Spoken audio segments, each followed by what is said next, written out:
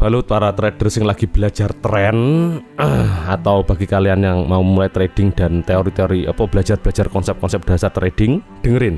Kan kalian ketika belajar kan sering denger tradinglah selaras dengan tren is your friend, bla bla bla bla bla. Kalian tahu nggak asal usulnya dari mana? Kan belajar trading nggak harus setengah-setengah dong. Kita harus tahu dari mana hal itu kita pelajari. Ini ada rokok nih. Asal usulnya dari tembakau, tanamnya gini gitu. Nah, kali ini kita akan sinau itu. Jika kalian pernah lihat wajah ini, Charles Dow, dari situlah originnya. Kita nggak hanya sekedar belajar high, low, higher high, higher low. Nggak hanya sekedar belajar itu. Kita akan belajar historinya, sejarahnya Charles Dow. Lalu yang kedua adalah 6 prinsip fundamental tentang Dow teori. Kita akan bahas Dow teori di sini. Lalu 3 tipe pergerakan market. Yang nomor 4 bagaimana tren itu berubah. Kelima bagaimana tren itu lanjut. Yang selanjutnya yang dulu dipakai Dow itu rata-rata dari harga saham untuk sebagai konfirmasi sebuah tren. Nah, ini yang menarik. Kita akan bahas volume, konfirmasi market, dan kita akan bedah fase-fase bull market apa aja dan fase-fase bear market apa aja. Oke, ini bagi kalian yang belajar price action mungkin apa belajar tren, dengerin dulu. Karena untuk tahu manipulasi kita harus mengenal alat manipulasinya, siapa yang dimanipulasi juga. Dengerin. Ini buyutnya para trader ini, Charles Dow. Yo, seperti kita para trader awam di awal kita terpesona dengan gerakan market ini itu. Apa behind itu? Apa? Kita tertarik mempelajari hal itu. Charles Dow adalah jurnalis yang lahir tahun 1851, sekitar 170 tahunan yang lalu ya. Charles Dow kerjasama dengan Edward John dan Charles Berkshire. Jeneng Elman. Lalu lahirlah Dow Jones Company. Dan ingat, Charles Dow backgroundnya itu jurnalis. Dari Dow Jones ini lahir juga Wall Street Journal. Nah, dulu saham-saham ini pergerakannya rodok ruwet karena likuiditas terbatas. Jadi banyak gap yang gak jelas gitu loh. Spread kembang kempis dan regulasi sing belum terlalu ketat. Rawan manipulasi toh. Nggak seperti sekarang.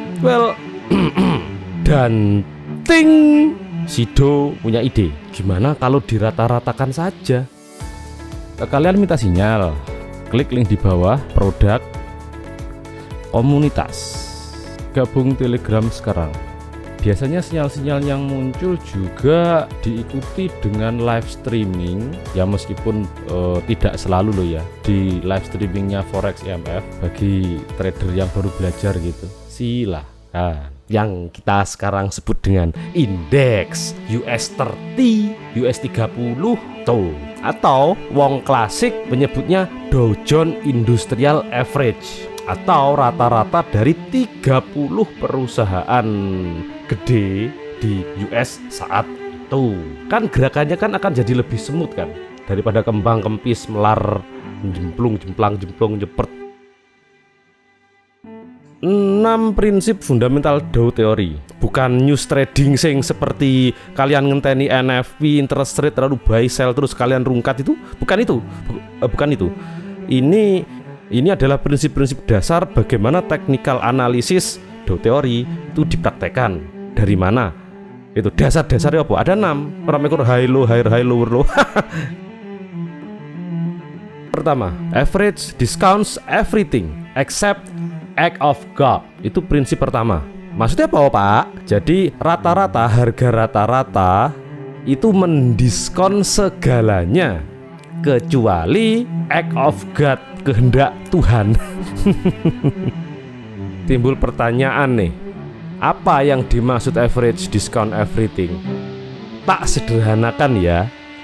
Jadi semua data real supply demand, data real dari ketakutan dan keserakan itu sudah terefleksi di harga itu sendiri. Jadi kan lebih sederhana toh. Ya wes, semua data ketakutan, keserakan, data fundamental, supply demand yang sudah masuk, yowes ada di situ. Ada di chart itu ada, sudah terrefleksi itu di chart. Nah, dengan harga rata-rata ini kita bisa tahu kan Dow Jones kan 30 perusahaan terbesar kan di US, pergerakan ekonomi US itu bisa terrefleksi itu dari indeks perusahaan. Jadi nanti on later date muncul Nasdaq dan S&P. Jadi dari Dow teori lebih simpel sebenarnya. Kalau semua data sudah tercermin di harga itu sendiri, ya udah itu aja yang kita proses gitu loh. Nah, yang dimaksud act of God-nya si Dow ini apa? Lebih ke kejadian-kejadian alam yang nggak bisa diantisipasi, yang impact-nya gede begitu, yang bisa memicu panik berlebihan atau serakah berlebihan. Oke, apa itu pembagian skala tren? Tak sederhanakan saja, diibaratkan sebagai kayak ombak gitu loh. Ombak yang gede mungkin agak jarang, tapi sekali keluar gede, tinggi, besar, curam gitu.